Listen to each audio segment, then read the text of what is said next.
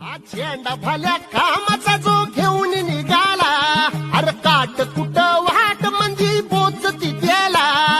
रगत निघल तरी बी हसल शाबास केची, रगत निघल तरी बी हसल शाबास केची. तू चाल पुढं तुला रगड्या भीती कशाची, परवा बी कुणाची.